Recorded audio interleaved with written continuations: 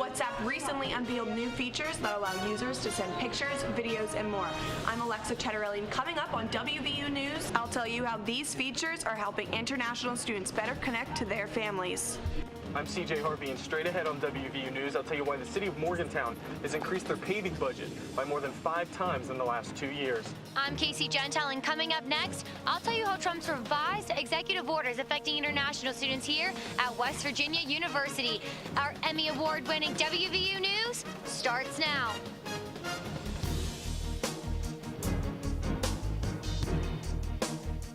It's official. President Donald Trump has signed a new executive order regarding the travel ban. But what does this mean for WVU students? I'm CJ Harvey. And I'm Brianna Parks. President Trump has also lifted the transgender bathroom guidance for public schools. Now, what does the LGBTQ community have to say? These stories and more on WVU News, an Emmy Award-winning newscast produced by television journalism students right here at West Virginia University. President Trump recently signed a revised executive order barring entry into the U.S. by citizens of 6 Muslim-majority nations, dropping a rock from the previous ban. The new ban replaces the old one that Trump signed on January 27th, and now WVU international students are concerned once again. Reporter Casey Gentile joins us now with more. Casey? Thanks, Brianna and CJ. The new travel ban comes 8 weeks after Trump's original executive order that caused chaos at airports nationwide before it was blocked by federal courts. The order will not affect people who had previously been issued visas. This is a change the administration hopes will avoid the protests and legal challenges that followed the first order. But these revisions have done little to ease the minds of the international community here at WVU. President Trump took to social media to show his feelings of the executive order that was appealed, but now a draft of Trump's revised immigration ban is in the works. This time, Iraq has been dropped from the list of 7 countries banned. However, this has many international students worried for their future. There's a great and unnecessary sense of insecurity.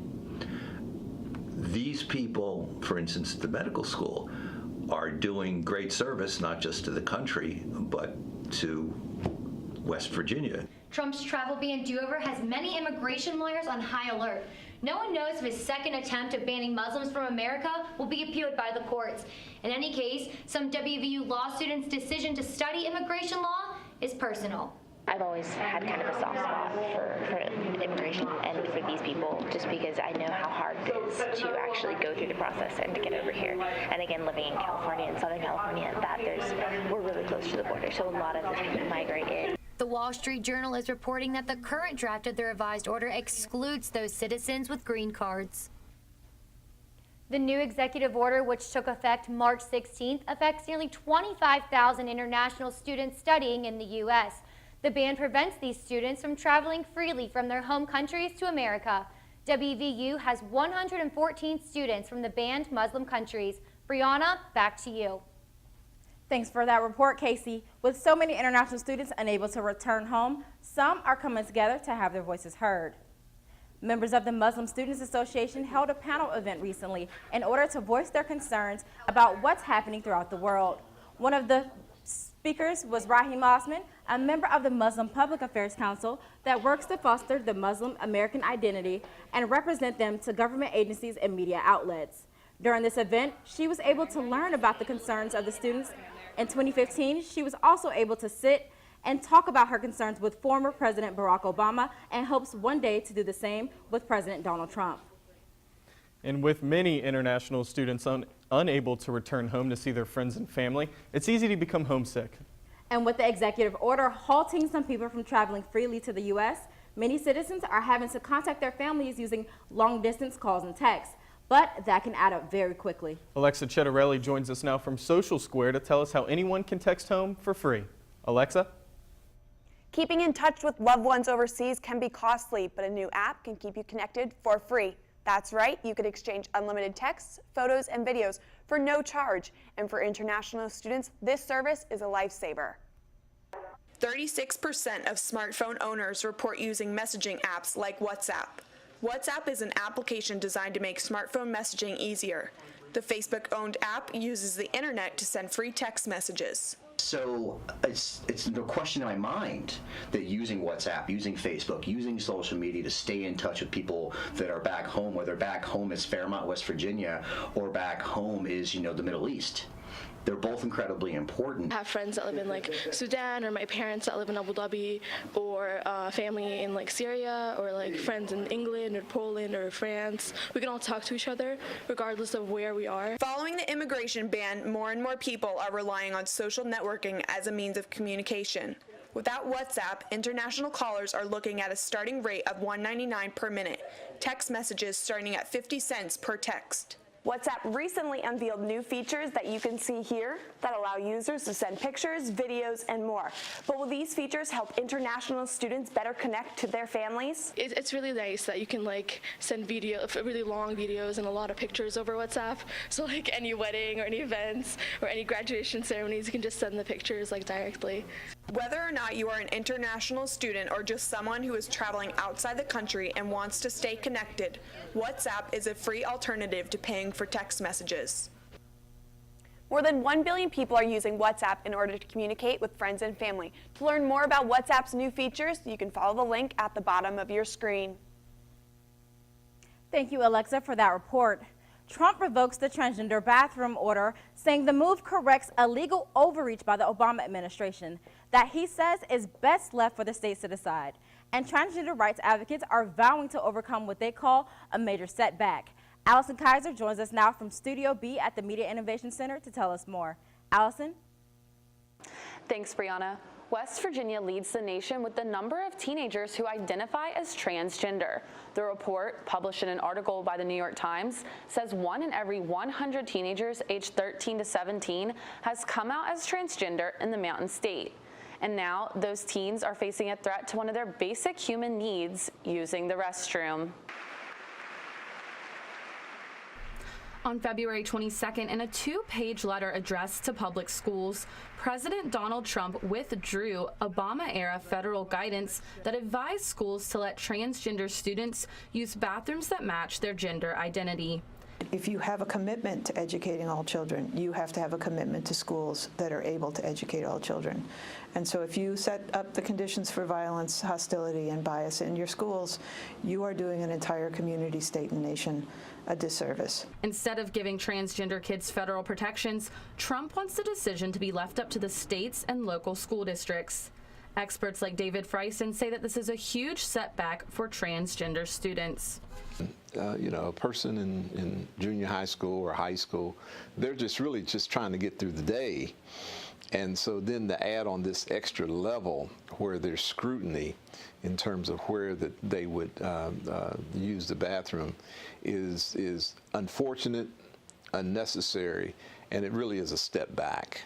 According to the New York Times, 1 in every 137 teens identifies as transgender.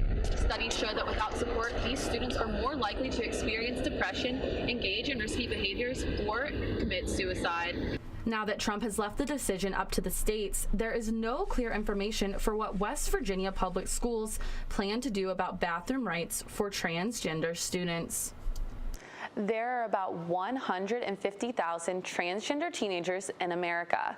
And while Trump's reversal does blur the lines on the bathroom issue, it does not undo Title IX or state-level protection for transgender students. For more information about transgender rights, visit the website at the bottom of your screen. CJ, back to you at the Waterfront Studio. In 2015, the Morgantown City Council approved a $3 per week user fee. And now we're starting to see that money in action. On February 28th, the City Council passed their annual paving plan, which is funded from that user fee. I took a look into why that additional money is helping Morgantown pave its way into the future. Roads have always been a hot topic in Morgantown, but the area has grown by more than 30,000 people in just the past 25 years, and officials are starting to take a closer look at the city's infrastructure. And that's one reason City Manager Paul Brake says maintaining the roadways is so vital for the city's future growth. The hope is that we have a good, sound transportation system that can anticipate, future growth, not only from, homeowners and residents alike, but also from business expansion. I used to live here 10 years ago, and even back then the roads weren't that great. So it's good to hear that they're putting more effort into cleaning up the infrastructure of the city. TRIP is a national transportation research group that found drivers in Morgantown pay almost $1,500 for vehicle repairs because of poor road conditions and potholes like the ones you see here. Potholes can be more extreme on roads like this, especially if the temperatures throughout the winter vary above and below the freezing marks, causing craters, kind of like the one that you see here, that can be as wide as 3 feet and as deep as 4 inches. I've been driving down here for 3 years, just hitting the big potholes, it really takes a toll on your tires eventually. Before the user fee passed, the paving budget was about $500,000, but with the extra cash flow, the project is now expected to cost about $2.5 million and cover more than 10 miles of roadways throughout Morgantown. And starting in 2018, the city manager's office will compile a paving plan for the next 10 years that will be posted to their website so anyone can see when the road will be paved. That's right, CJ. The goal is to get all of the roads in the surrounding area on a consistent 10 to 15-year repaving cycle. Even though National Breast Cancer Awareness Month is in October, many charities are raising funds and awareness all year round. And sports reporter Hannah Guest tells us which athlete never stops raising awareness. I'm Hannah Getz, and coming up next on WVU News, I'll tell you about one gymnast that balances a whole lot more in life than just herself on top of this beam. Ready to go? Sometimes the most important lessons are learned outside the classroom. Are we going the right way? When you chase the unknown, take a risk, and push beyond your boundaries. That's when you discover who you really are. Every journey starts with a first. Let's go. More than 200,000 women will be diagnosed with breast cancer in the U.S. this year. Yes, Brianna, and sports reporter Hannah Getz joins us now with more on how sports teams are raising awareness for breast cancer in this week's Athlete Spotlight. Hannah? Thanks, CJ and Brianna. WVU Gymnastics hosted the 5th annual Wendy M. Roach Invitational in honor of the mother of a former WVU gymnast, Nicole Roach. During the meet, all competing teams wore pink leotards, and fans were encouraged to donate items and money to the Betty Pushkar Breast Cancer Center. But this event meant a little more for one athlete in particular, and the event struck close to home. To be on the WVU Gymnastics team, you need to have some serious girl power. WVU junior Robin Bernard knows this phrase all too well after watching her mother battle breast cancer while she was training to be a college athlete. I wouldn't come home until 7:30, so then I'd make my mom dinner and just clean up around the house and do laundry and all that stuff. And it was hard because I knew she was home by herself at that time, and I just wish I could have stayed home from school and stuff like that, but it definitely made me stronger. The average floor or beam routine takes a little over a minute for a gymnast to complete.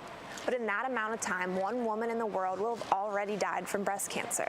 Robin was able to take her mother's outlook on life and apply it to her performances both on and off the mat. To be patient and that everyone's going through their own battle even though you don't know it, so just to always be kind to people, to also be optimistic about everything. Young girls now look up to Robin just as she looks up to her mother.